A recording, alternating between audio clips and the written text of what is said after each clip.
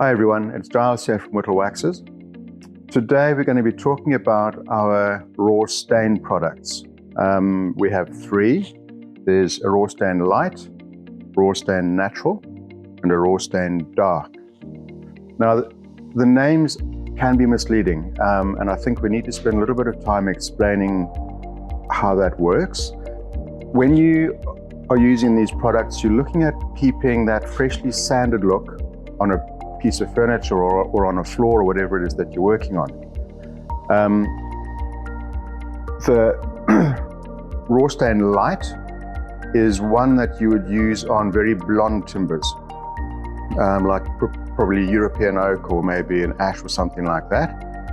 Raw stain natural has twice the pigment content of the raw stain light. And this one is more the ready timbers. So for instance, American oak, it'll be more effective on American oak than the raw stain light. And finally, the raw stain dark. Now this is the one that people get confused with. This is for the darker timbers. So spotted gum, ironbark, and the like. And it's designed to keep that freshly sanded look on the darker timbers. It's not a darker stain as such. So just quickly having a look at the colors and why they are what they are. The raw light and the natural are a soft green color. Green neutralizes oranges and pinks and reds. And the raw stain dark is a soft tan color because that's effective on the darker timbers.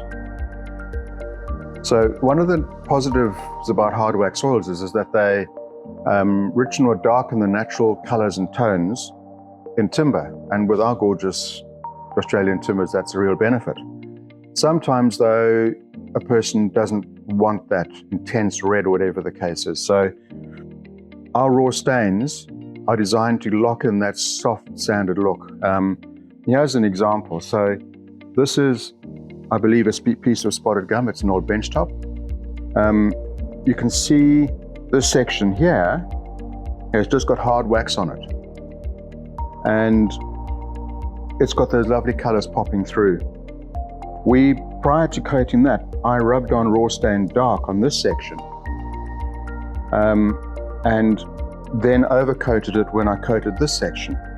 This part here has nothing on it. It's just sanded timber. And the similarity between that and this is where you would consider using the raw stains. Okay, so let's take a look at these raw stains in action. This first example is a stunning solid European oak table made in Denmark. A client of ours, a Noosa here, needed some protection on the table, but without changing that lovely soft, almost grayish look that it's got. We sanded the table very gently with a 220 screen under an orbital sander. The reason being that the table had been used for a couple of months and had no coating on it. So if it had been wiped down or had been touched or had oil on it, the grain standing up would hold more of the stain than necessary and it would look green. So it's important that your preparation is immaculate. So it was sanded. We then clothed on raw stain light, as you can see in this shot here. Thin and even, wipe off the excess. So you need to cover the entire workpiece. It just needs to be a really well applied finish. Leave it to dry overnight, and then the next day, I didn't want to put a hard wax on it. I wanted that repairable, subtle finish that's going to age with time and use. And so I suggested, and we used Biowax as the finish on top of the raw stain light. The Biowax was rubbed in, left for a couple of hours, and then polished with a soft cloth. And it's a stunning table.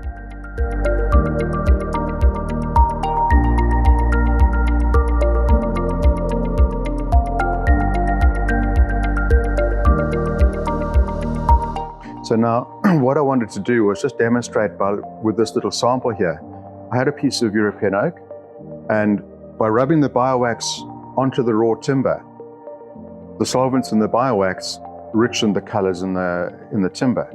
And that's the same as dropping some olive oil on a raw piece of oak, something like that. And it's a good demonstration of how effective the raw stain light is at keeping that soft colored look without being affected by something being spilt on it.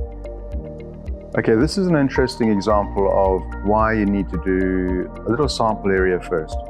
So this is a hardwood table. It's an Australian species. I'm not quite sure what it was, but it's really, really heavily textured. And so with our raw stains, the sanding is crucial. It needs to be finely sanded to not lock in too much of the green pigment.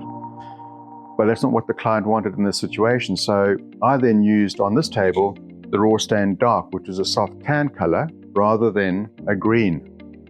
And in this example of the before and after, that piece that's dark has just got hardwax on it, and the sample next to it has the raw stain dark on it, and it basically is identical to the unfinished table, which is exactly what the client wanted. So there's no rule set in stone as to where you can use these products. It's worth taking them, trying them. You can mix them together and at least get an indication of what it is that you're trying to achieve, and before you go ahead. Here's another demonstration of the effectiveness of our raw stain dark. Just to clarify with the raw dark stain, this is a piece of spotted gum benchtop. As you can see, I've put the stain on this section here, and what I plan on doing is clear coating the whole piece to give you an idea of the contrast between the two. So again, this is effective in keeping that more softly sanded look. So I'll try and do it so we get the contrast going. You see how effective that is in just softening that color intensity, but bringing through some of those softer colors from below. This demonstration shows how effective these stains are and why it is so important to make sure that you've got a uniform application when you first put it on the timber. So I'll put a clear coat then onto this board. As I said, we've got it stained from that point to here, and it was badly prepared. And I did that on purpose to indicate how important it is to get a uniform application. So hopefully this works and we get a blotchy look. Look at that. You see the mist is shouting out at us. So the effectiveness of the stain is fantastic, as long as the application is uniform. So just a couple of pointers, I suppose, to end with. The sanding is crucial when you're applying these finishes, unless of course you've got a table like that textured table. It needs to be fine and uniform, and the finer the sanding, the more effective the end look will be. And basically the pigments are being caught in the texture, and that's the look that you're going to get. One of the things about the raw stain light, it carries half the pigment quantity of the raw stain natural. And the reason for that is that on the blonde timbers you don't need the intensity of the pigment, but also it means that it's more forgiving if the sanding isn't up to scratch. The natural will highlight any sanding discrepancies more so than the raw stain light. Another pointer is that you need to make sure that you've covered the piece uniformly before you wipe off the excess. When you rub the stain onto a piece of blonde timber, like a piece of oak, the oils in the stain color the oak and you can see where you've been. But if there's no white pigment being rubbed in at the same time, it means that it's likely to leave you with a miss when you come to clear coat it. So it's better to be liberal on your first application and wipe off the excess. Another really good benefit of our raw stains is that they can be used on any porous interior surface. So whether it's a concrete bench top or plywood or a chopping board or anything like that, it's very effective and it works very well. And finally, with any of our colors, it's important to do a sample board first to make sure you're getting the result that you're after. Thanks for watching. More Whittle Tips are coming soon, so please subscribe and we'll see you next time.